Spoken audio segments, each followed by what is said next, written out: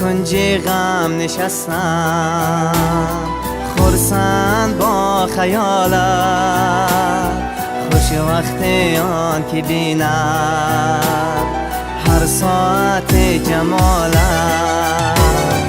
این بس که سازیم جان هر دم به داغ هجران، من که استم که باشم شایسته وصالت.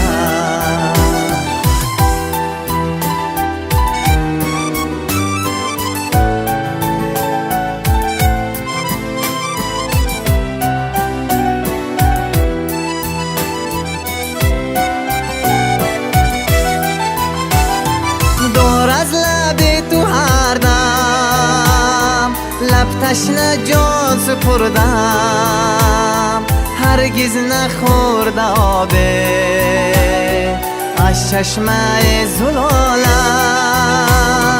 دور از لب تو هر دم لب تشنه جان سپردم، هرگز نخورده آبه از چشمه زلالت. در کنج غم نشستم، خرسند با خیالت، خوش وقت آن که بیند هر ساعت جمالت. این بس که سازیم جان هر دم به داغ هجران، من که استم که باشم شایسته وصالت.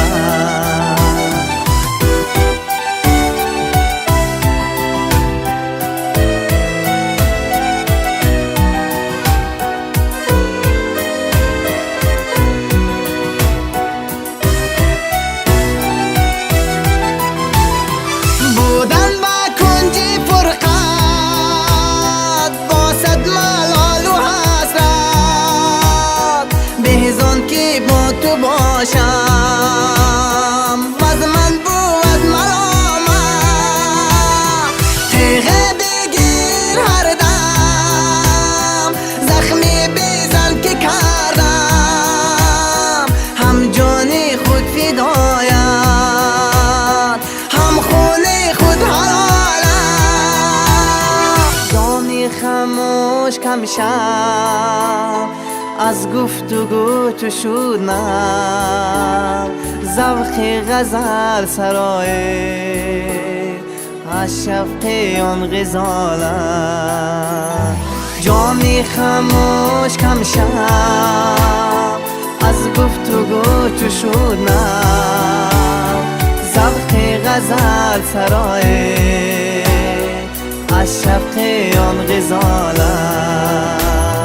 در کنج غم نشستم، خرسند با خیالت، خوش وقت آن که بیند هر ساعت جمالت. این بس که سازیم جان هر دم به داغ هجران، من که استم که باشم شایسته وصالت. خرسند با خیالت، خرسند با خیالت.